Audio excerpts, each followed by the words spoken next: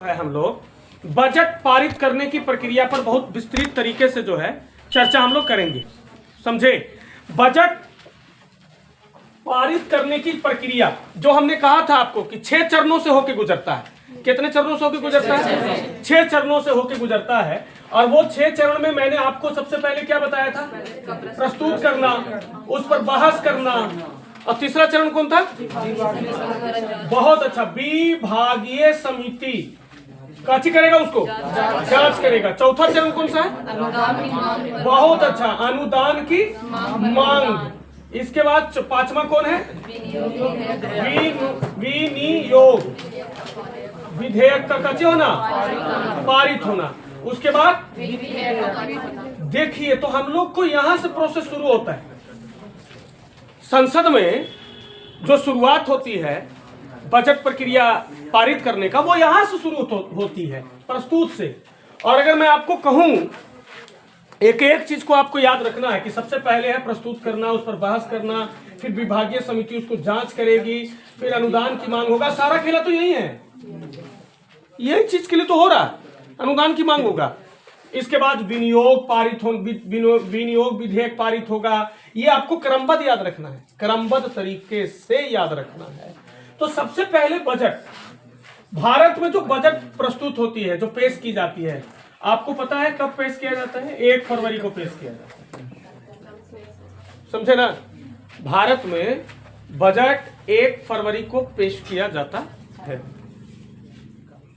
और इस पर ही बहस चलता है। आप इस पर माइंड में ये नहीं लेके चलिएगा कि 1 अप्रैल से 31 मार्च ये हमारा वित्तीय वर्ष से लेखा जोखा 1 साल है। लेकिन ये जो बजट पेश होता है वो किस महीने में पेश होता है? 1 फरवरी को होता है।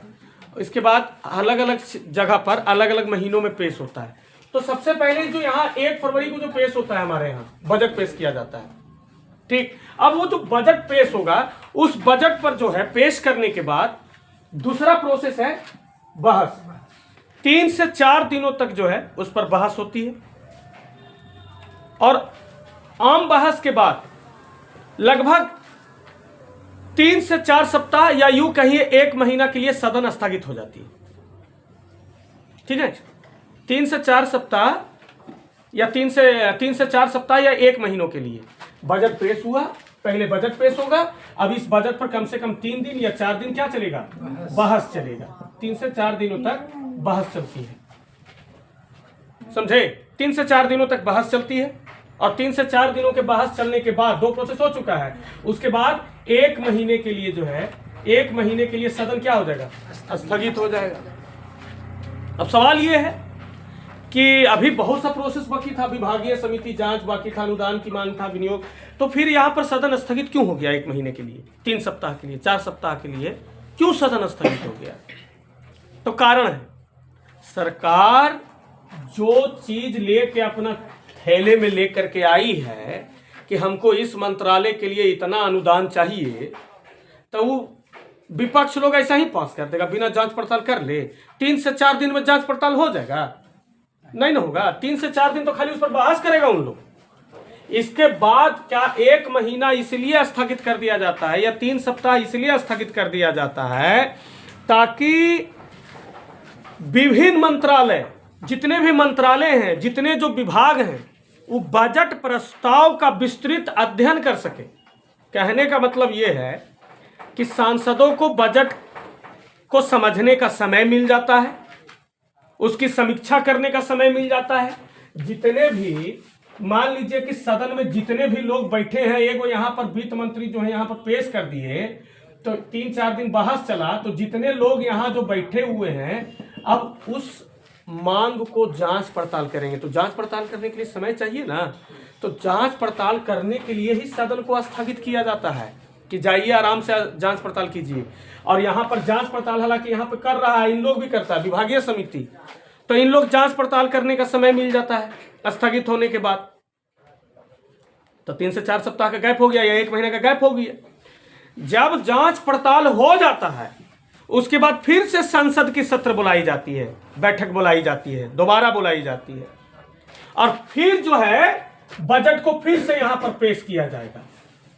पहले यहां प्रस्तुत किया, बहस हुआ, अब इन लोगों को जांच पड़ताल करने का समय मांगा कि ठीक है अब इस मुद्दे पर हमें थोड़ा सा समय दिया जाए, सोच के बताते हैं कि जो आपने जो मांगा है वो हमारे देश हित में है या नहीं है, कम मांगा है कि कम तो नहीं मांगा है, ज्यादा मांगा है, उचित मांगा है कि अनुचित मांगा है, इस पर अब वो जांच पड़ताल कर लिए।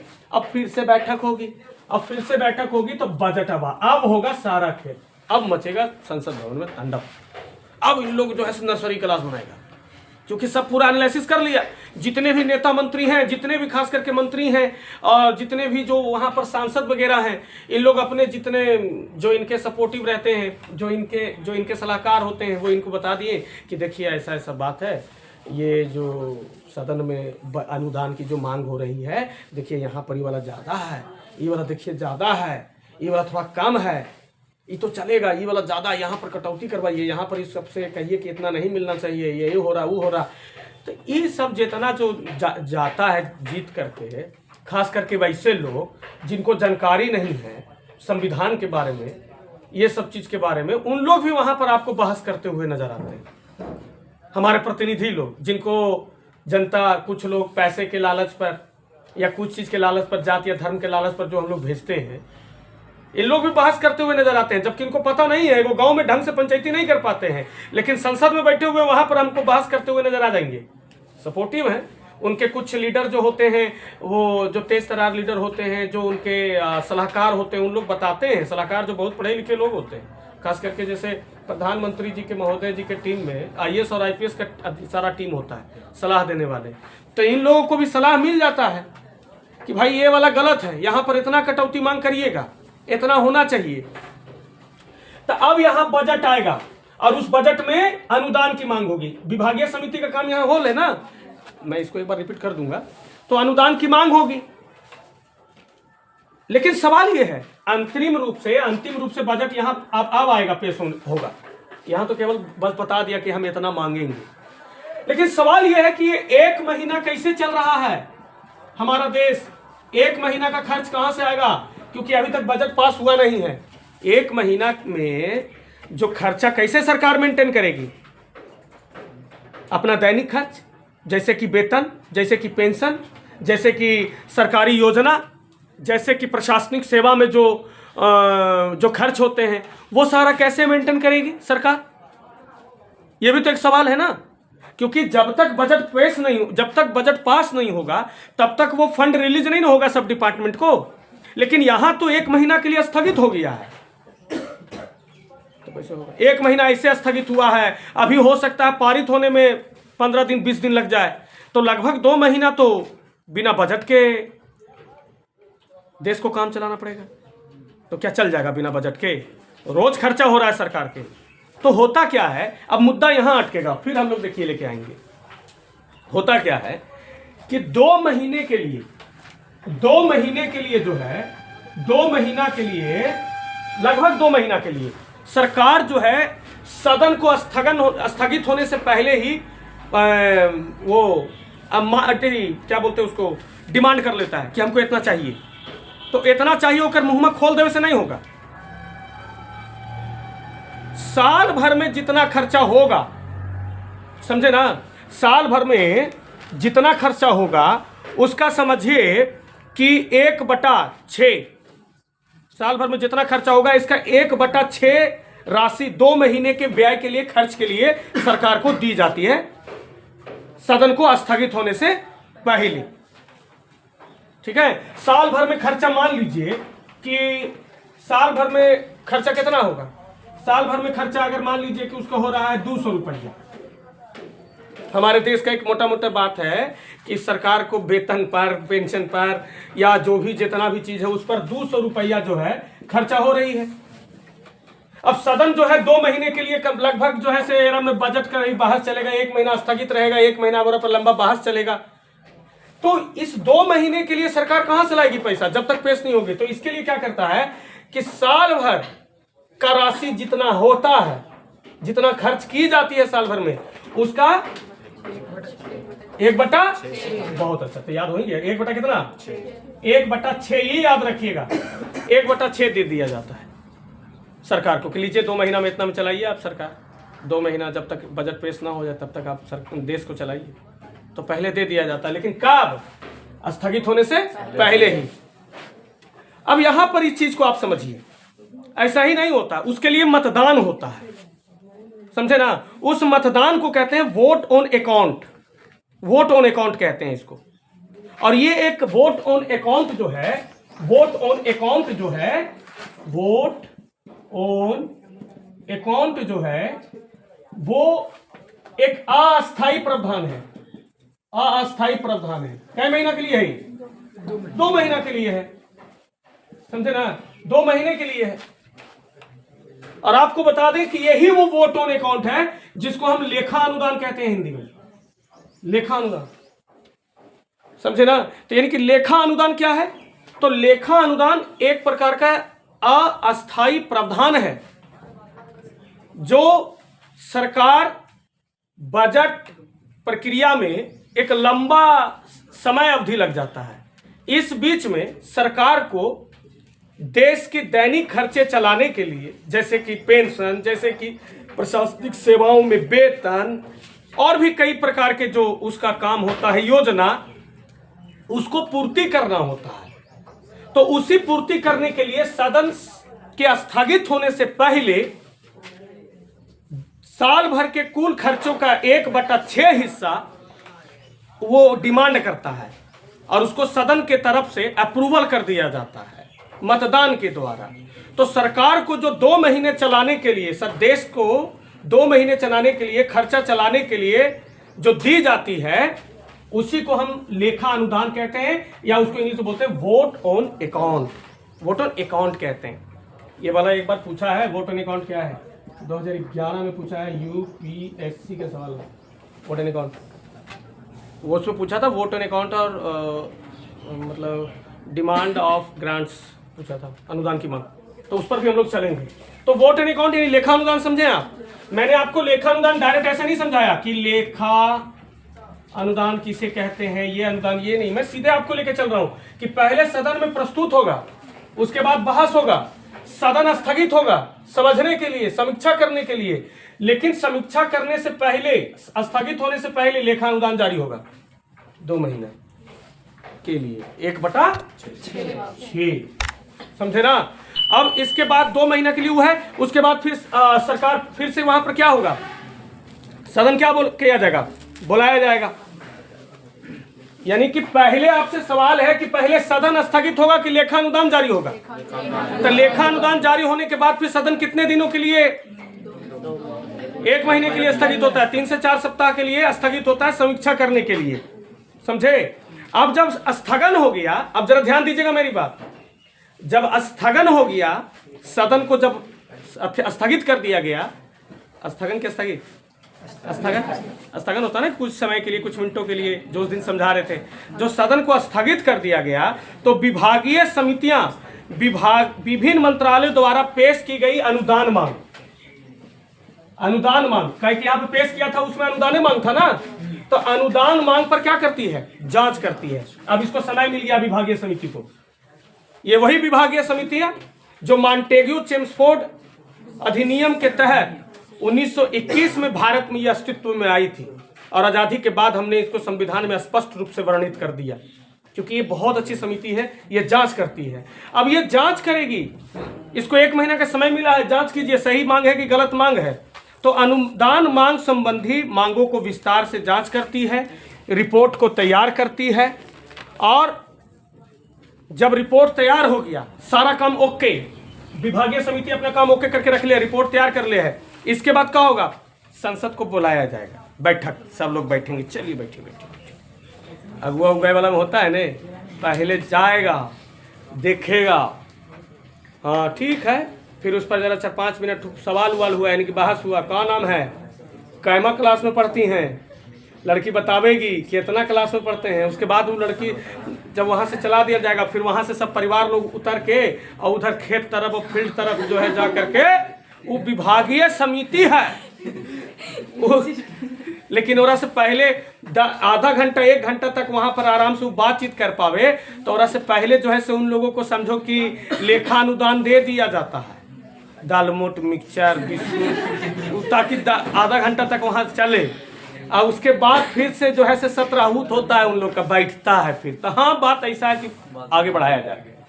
अब आगे बढ़ाया जाए तो आगे बढ़ेगा कुछ ही पर, अनुदान मांग पर। तो मेन तो यही खेला है, मैंने तिलक पर समझे, अनुदान मांग पर। तो अब यहाँ पर बैठेगा विभागीय समिति, जांच कर लिया। जांच करने के बाद जो है विभिन्न मंत्रालय के द्वारा जो पेश किया गया है अनुदान मांग, अब बजट में पेश होने पर लोकसभा में प्रत्येक मंत्रालयों की मांगों पर मतदान होगा। तो कौची पर मतदान हो रहा है? अनुदान मांग पर। कौन मांग पर? विभागीय समिति प्रस्तुत किया, बहस हुआ, यहाँ पर लेखा अनुदान आ जाएगा बीच में। लेखा अनुदान हुआ, स्थगित हुआ, विभागीय समिति जांच किया, बोला हाँ जी चलिए मेरे तरफ से ओके है, वोट ले लीजिए। अब सब कहे कि वेरीफाई कर लिया है ने, तो जिसको लगा कि अच्छा है वो पक्ष में वोट करेगा, जिसको लगा कि खराब है विपक्ष में वोट करेगा। अब अनुदान मांग पर क्या होगा? लोकसभा में मतदान होगा। अब मतदान होगा कि ये पेश होना चाहिए कि नहीं होना चाहिए। अब याद रहे कि यहां पर सबसे इंपॉर्टेंट क्वेश्चन आ गया, लोकसभा में मतदान होता है अनुदान मांग में, राज्यसभा में नहीं होता है। अनुदान मांग पर मतदान की शक्ति केवल लोकसभा के पास है, राज्यसभा के पास नहीं है। समझे बात के? राज्यसभा के पास नहीं है, केवल किसके पास है? अनुदान मांग पर केवल लोकसभा के सदस्य ही इस पर क्या कर सकते हैं। बिल्कुल, आपको यह भी बता दें कि इस पर केवल राज्यसभा चर्चा कर सकती है, संशोधन नहीं कर सकती है, मतदान नहीं कर सकती है। अनुच्छेद 113 में स्पष्ट रूप से कह दिया गया है कि अनुदान मांग पर निर्णय लेने का अधिकार केवल लोकसभा के पास होगा। कितना में बोला गया है? अनुच्छेद 113 में अनुदान मांग पर शक्ति किसको दी गई है? लोकसभा को दी गई है, राज्यसभा को वो केवल चर्चा कर सकती है। अब जैसे ही यानी कि मतदान हुआ तो मतदान के दरम्यान में क्या कर सकती है वो? सदस्य क्या कर सकते हैं? या सांसद इन मांगों पर अपनी मंजूरी दे देती है, मंजूरी नहीं देगी तो अस्वीकार कर सकती है कि हमको ये जो डिमांड हो रहा है देश के लिए, इस तरीके का, इस डिपार्टमेंट के लिए, हो सकता है कि बहुत सारा कृषि के क्षेत्र के लिए 5,000 करोड़, शिक्षा क्षेत्र के लिए 100 रुपया, एरा में ज़्यादा नहीं आता है, शिक्षा क्षेत्र में ज़्यादा नहीं। शिक्षा क्या करेगा? पढ़ के समझी, पढ़ लेगा तो ये सब जितना जो ये सब चुनाता है, जितना ये सब जो चुनाता है, ये सब मौसा फूफा और फूफी का करके ये सब चुना देगा, पढ़ा लिखा देगा लोग। इसलिए शिक्षा में ज़्यादा सरकार इन्वेस्ट नहीं करना चाहती। तो संसद इन मांगों को मंजूरी देती है, या तो वो अस्वीकार कर देगी या फिर क्या करेगी? कटौती करेगी। तो जाहिर सी बात है, कटौती पर ही चर्चा चलता है। कटौती करेगी। कटौती मतलब डिमांड मान लीजिए कि 5 का हुआ तो कहेगा नहीं 2 मिलेगा, 2 में भी हो सकता है, समझे ना? कटौती करेगी। अब यही वाला कटौती में चलेगा पूरा प्रोसेस। तो यानी हम कहां कहां पहुंच गए? 6 चरण में प्रस्तुत हुआ, बहस हुआ, लेखानुदान पास करके सदन को 1 महीने के लिए स्थगित कर दिया गया। उसके बाद विभागीय समिति अपना जांच करेगी, और भी जो सदस्य हैं वो भी समीक्षा करेंगे कि जो डिमांड हुआ है वो गलत हुआ है, कहां पर गलत है, कहां पर अनावश्यक रूप से कहां पर ज्यादा मांग लिया गया है, इतना में भी हो सकता है। उसके बाद फिर रिपोर्ट जारी होगा, संसद की बैठक होगी, सत्र बुलाया जाएगा। उसके बाद फिर अनुदान मांग पर, यानी अंतरिम बजट यहां पर आ रहा है विभागीय समिति के जांच के बाद, अनुदान मांग पर क्या होगा? लोकसभा अपना मतदान करेगा, राज्यसभा के पास ये शक्ति नहीं है। ये बात अनुच्छेद 113 में लिखा हुआ है। अब यहीं पर अनुदान मांग के दौरान जो लोकसभा के जो सदस्य होंगे, ये सदस्य या तो मंजूरी दे देंगे, इतना आसान तो है नहीं, सरकार जिनकी है वो तो मंजूरी देंगे, लेकिन जो विपक्ष में बैठे हैं, कितनों आप अच्छा ले आइएगा, विपक्ष तो टांगड़ाएगा ही अड़ाएगा, इतना आसानी से थोड़ा दे देगा। इसलिए अब विपक्ष यहाँ पर टांग अड़ाएंगे कि नहीं, अब विपक्ष होना बहुत ज़्यादा जरूरी है, सही बोलते हैं। अब विपक्ष यहाँ पर जो है अपना भूमिका निभाएंगे कि भाई इतना नहीं होना चाहिए। अब वही भूमिका के दरमियान में वो मंजूरी तो देंगे नहीं, हम लोग भी समझते हैं, अस्वीकार करेंगे या कटौती करवाएंगे। तो अब चलेगा कटौती प्रस्ताव आएगा, और ये कटौती प्रस्ताव उनका पहला ही 1 महीना की जो छुट्टी मिला था ना उनको, उसी छोटी छुट्टी में उनका होमवर्क मिला हुआ था कि भैया ये कंप्लीट कीजिए आप। तो पहला ही कटौती प्रस्ताव लाए हैं। और कटौती प्रस्ताव जिसको कट मोशन कहते हैं, ये कट मोशन जो होता है, ये जो कटौती प्रस्ताव होता है, वो संसद के कोई भी सदस्य पेश कर सकता है, समझे। और कटौती प्रस्ताव जो होता है वो 3 प्रकार का होता है। कटौती प्रस्ताव 3 प्रकार का होता है। जैसे पहला जो होता है वो नीतिगत कटौती प्रस्ताव, यानी कि डिसअप्रूवल ऑफ पॉलिसी कट। और दूसरा होता है आर्थिक या मितव्ययता कटौती प्रस्ताव, या इसको बोल सकते हैं इकोनॉमिक कट, ठीक है। दूसरा को इकोनॉमिक कट बोलते हैं। और तीसरा को बोलते हैं हम लोग सांकेतिक या आइकॉनिक कटौती। इसको आप इंग्लिश में बोल सकते हैं टोकन। इंग्लिश में बोला जाता है सांकेतिक वाला को टोकन कट, समझे ना। तो पहला वाला को हम बोल दिए क्या, डिसअप्रूवल, ठीक। और दूसरा वाला को हमने बोल दिया इकोनॉमिक, और तीसरा वाला को हमने बोल दिया टोकन कट, ठीक है। 3 प्रकार का कटौती प्रस्ताव होता है। और देखिए गजब गजब का ढंग का कटौती प्रस्ताव होता है। इसमें होता क्या है कि कटौती प्रस्ताव जो चर्चा कर रहे हैं, इसमें सबसे हम छोटा में समझा देते हैं कि नीतिगत वाला में क्या करता है। ये किस प्रकार का होता है नीतिगत कटौती प्रस्ताव। नीतिगत कटौती प्रस्ताव जो होता है ना, नीतिगत कटौती प्रस्ताव में,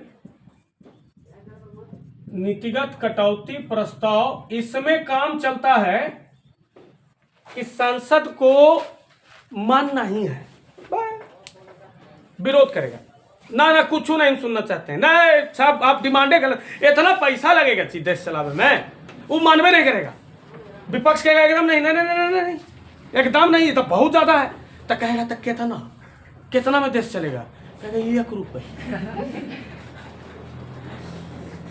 1 रुपया मतलब जितना आपने अनुदान मांगा है ना हमसे, अनुदान मांग लीजिए कि कृषि के लिए 5,000 करोड़, करोड़ों में बात हुआ बाबू, 1,000 करोड़, रोड के सड़क के लिए 20,000 करोड़। बहुत ज्यादा सड़क बन रहा है हमारे देश में, सड़क ही सड़क बन रहा है। जिधर सुबह सुबह उठते हैं कच्चा जो दिखता है सड़क बन गई रातों भर में। बहुत ज्यादा डेवलपमेंट काम हमारा देश में हो रहा है। सड़क के लिए 20,000 करोड़, उसके बाद हॉस्पिटल के साफ सफाई के लिए, हॉस्पिटल के छोड़ो, गंगा नदी के साफ सफाई के लिए लाखों करोड़। अरे देश में इतना गंदगी है, सब गंगा नदी में जा रहा है। राम तेरी गंगा मैली हो गई पापियों को पाप धोते धोते, तो वो जो धोवा रहा है तो गंदा हो रहा है, तो उसको साफ करने के लिए लाखों करोड़ चाहिए। ये बात अलग है कि जो लाखों करोड़ रुपया जो जारी होता है नदी साफ सफाई के लिए, रोज ये इंतजार में सुबह आँख खुलती है नदी किनारे रहने वालों को कि आज आँख खुलेगी तो नदी साफ मिलेगा। लेकिन आज पिछले कई वर्ष हो गया नदी ज्यों के त्यों है, पता नहीं चल रहा कि साफ सफाई हुई है कि नहीं हुई है, और गंदगी बढ़ रही है। अलग बात है, और ये हम लोग भी इसके लिए जिम्मेदार हैं। गंदगी तो भाई हम ही लोग बढ़ा रहे हैं, सरकार तो जारी करेगी ही।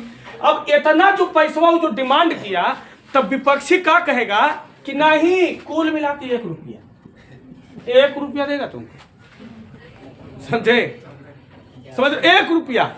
तो कहे का मतलब क्या है कि है ये क्या कह रहे हैं आप, 1 रुपया में देश चलेगा 1 रुपया से।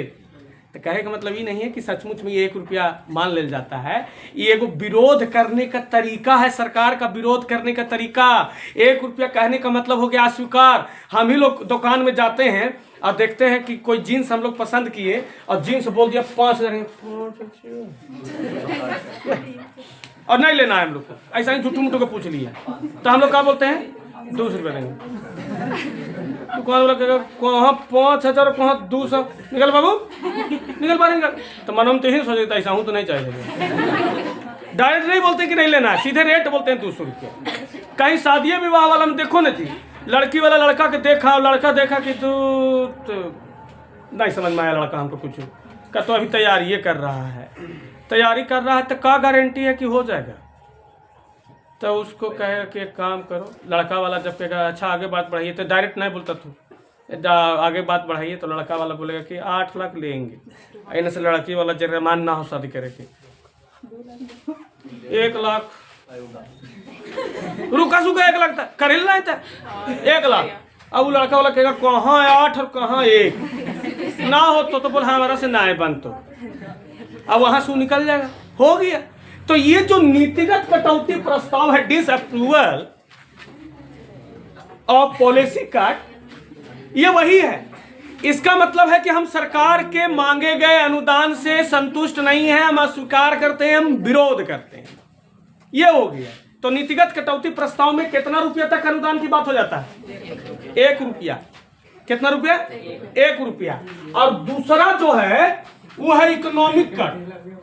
इकोनॉमिक कट, इकोनॉमिक कट यानी कि कटौती प्रस्ताव को हम क्या कह रहे हैं? Cut motion. इंग्लिश में क्या बोल रहे हैं? कट मोशन कह रहे हैं। तो इकोनॉमिक कट यानी कि आर्थिक कटौती प्रस्ताव, ये कुछ नहीं है। इसमें इस वाला में क्या होता है कि जब संसद के सदस्यों को लगता है कि सरकार जो डिमांड कर रही है उसमें कुछ ज्यादा ना है, थोड़ा कम कर लेना चाहिए। मान लीजिए कि कृषि के लिए अगर 5,000 करोड़ मांग रहा है, तो इकोनॉमिक कट यानी कि कटौती, इस वाला कटौती प्रस्ताव में क्या होगा आर्थिक वाला में कि 5 की जगह पर कहेगा कि नहीं 5 नहीं, आपको 3 मिलेगा, इसमें ज्यादा नहीं। सरकार के नीतियों का पूर्ण रूप से अगर विरोध करना है तो एक मतलब क्या रुपया? एक मतलब है कि कोई संतुष्ट नहीं है, ना 1 रुपया देंगे, इसका मतलब हो गया कि भैया कोई संतुष्ट उसमें नहीं है। लेकिन इस अगर ये वाला अगर हो रहा है तो इसका मतलब है कि आपने जो बजट लाया है, जो आप अनुदान मांग रहे हैं देश चलाने के लिए, विभिन्न मंत्रालय को बांटने के लिए, आवंटन करने के लिए, उसमें संसद के सदस्य ज्यादा रोक टोक नहीं कर रहे हैं, बस कुछ कटौती कर रहे हैं, समझे ना? यानी कि ये क्या बोलते हैं, कह सकते हो कि जो अनावश्यक होता है ना, अनावश्यक उसको हटा देता है इसमें, ठीक है? अनावश्यक मान लीजिए कि हम राशन बांटने के लिए चावल और गेहूं बांटने के लिए सरकार ने अनुदान मांगा है, मान लीजिए 1 लाख करोड़, ठीक है? और 1 लाख करोड़ में वो 1 लाख करोड़, तो 20,000 करोड़ जो है इसमें दर्शाया हुआ है कि 20,000 करोड़ के हम राशन बांटेंगे और 80,000 करोड़ हमको लगेगा प्रचार में कि हमने राशन बांटा, बैनर लगा में बड़का कि ये देखिए गर्व की बात है, हम देश के 80 करोड़ जनता को राशन बांट रहे हैं और हम लोग भी पूरा एकदम पीटेंगे, वाह सरकार हो तो ऐसा 80 करोड़ जनता के देखो राशन दे रहा है। मैंने खुलेआम कह रहे हैं कि बचल खुचल जो जितना भी देश के जनता है उसको भी बहुत जल्द गरीब बना देंगे।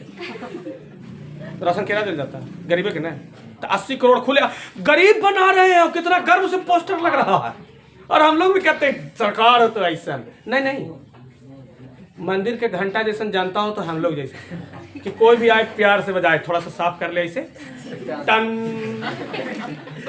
तो इसमें 1 लाख करोड़ में 80,000 करोड़ जो कहा जा रहा है कि हम प्रचार में खर्चा करेंगे, तो संसद के सदस्य कहेंगे कि महोदय इसको आप खत्म करके इसको रख लीजिए, प्रचार कुछ।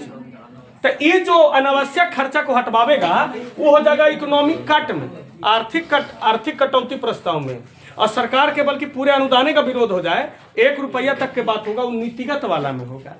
अब तीसरा वाला कौन है? टोकन वाला है। कौन वाला है? टोकन। और टोकन वाला में आप लोग को बताना चाहेंगे कि ये भी एक प्रकार का ऐसा कटौती प्रस्ताव है टोकन, जिसमें केवल असहमति प्रदर्शन का तरीका होता है।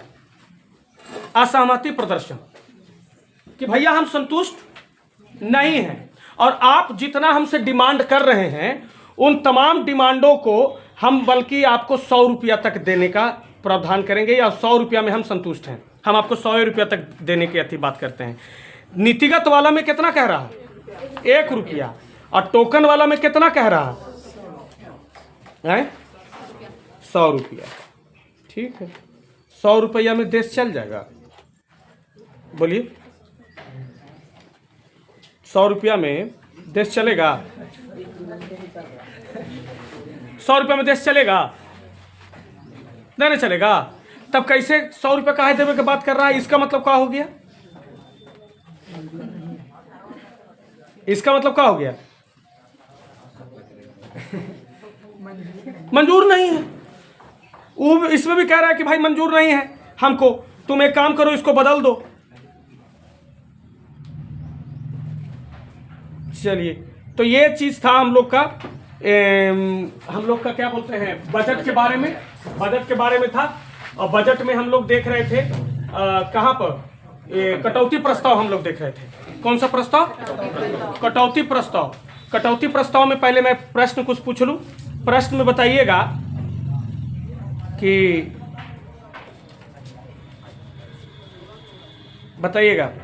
कि किस कटौती प्रस्ताव में कुल अनुदान मांग को 100 रुपये तक करने की बात होती है? टोकन, ठीक है। किस कटौती प्रस्ताव में 1 रुपये तक की बात होती है? नीतिगत कटौती प्रस्ताव, ठीक है। कौन सा ऐसा कटौती प्रस्ताव है जो सरकार के अनावश्यक खर्चों को उस पर हटाने की बात करती है? ठीक है, इकोनॉमिक यानी कि आर्थिक कटौती प्रस्ताव, ठीक है। तो सांकेतिक कटौती प्रस्ताव यानी कि जिसको हम बोलते हैं टोकन कट मोशन, इसमें कितना तक होता है? तो ये विशेष प्रशासनिक कार्य या सरकार की कोई योजना या सरकार की कोई नीति का विरोध करने के लिए अनुदान राशि में 100 रुपये तक की कटौती की मांग की जाती है, और सरकार को चेतावनी देने और बहस कराने के उद्देश्य से इसको लाया जाता है। समझे ना? सरकार कैसे बहस करेगी? तो बहस करने के लिए जैसे कोई ऐसा टिप्पा टिप्पणी होगा तब ना, तो टिप्पा टिप्पणी में यही है टोकन वाला में कि भाई इससे चालू होगा। तो यहाँ तो हो गया, यहाँ तक तो कोई दिक्कत नहीं है आपको, ये आपको समझा दिया। आपको याद रखना है, विभागीय समिति कब अस्तित्व में आया? 1921 में, मॉन्टेगो चेम्सफोर्ड अधिनियम के तहत आया, ठीक है। अब आपको मैंने 6 चरण में क्या समझाया कि भाई पहला चरण में प्रस्तुत हो रहा है, दूसरा में बहस हो रहा है, और फिर स्थगित होने की बात होगी, लेकिन इसके लिए लेखा अनुदान जारी होगा, जिसके लिए 1/6 राशि दी जाएगी। लेखा अनुदान आपको समझा दिया। लेकिन अभी भी अगर आपको समझ में नहीं आया है, लेखा अनुदान और एक हो गया अनुदान, लेखा अनुदान और एक हो गया अनुदान, तो आपको ज्यादा टेंशन लेने की जरूरत नहीं है कि अनुदान और लेखा अनुदान, इतना तो मैं पहले आपको समझा रहा हूं। क्योंकि लेखा अनुदान जो है अस्थायी है, 2-3 महीने के लिए जारी होती है, समझे ना? और ये अस्थायी नहीं है, अस्थायी नहीं है। ये जो है पूरे वित्तीय वर्ष के लिए जारी होता है, ये पूरे वित्तीय वर्ष के लिए जारी होता है अनुदान। और लेखा अनुदान 2 महीने 3 महीने के लिए, जितना दिन के लिए स्थगित है उतने दिन के लिए। इस पर हालांकि आपको अगले क्लास में समझाएंगे, अनुदान और लेखा अनुदान। आज के जो हम लोग क्लास में समझा वो बजट प्रक्रिया में कि प्रस्तुत, बहस, लेखा अनुदान। और मैं आपको फिर से बताते चलूं कि लेखा अनुदान और अनुदान मांग आपको एकदम स्पष्ट कर देंगे, एकदम अलग ढंग से, बहुत अच्छे ढंग से, समझे? तो मैं फिर से एक बात पूछ देता हूं आप लोगों से कि बताइएगा कि अनुच्छेद कितना में कहा गया है कि अनुदान मांग पर केवल लोकसभा ही मतदान कर सकती है? 113 में। कोई दिक्कत तो नहीं है? ठीक है। एक अलग से सवाल पूछ दें कि प्रेस की स्वतंत्रता जो दी गई है वो कितना में? 19 के, यानी लोग भारत के नागरिकों को बोलने की आज़ादी है, वाक स्वतंत्रता कितना में? 19। बहुत अच्छा। लेकिन हमने एक बार और कहा था कि सांसदों को जो वाक स्वतंत्रता है 105 एक, यानी कि ए यानी कि का, यही ना? यानी वाक स्वतंत्रता 2 जगह मिलता है, एक नागरिकों का बात होता है तो 19 के एक, और जब सांसदों के वाक स्वतंत्रता की बात होती है तो इसी तरीके से हम लोगों को ना थोड़ा सा गैपिंग करके पढ़ना है कि हाँ कौन सा वाक का कहाँ पर प्रयोग होगा, तब हम लोगों को जा करके अच्छा से समझ में आएगा।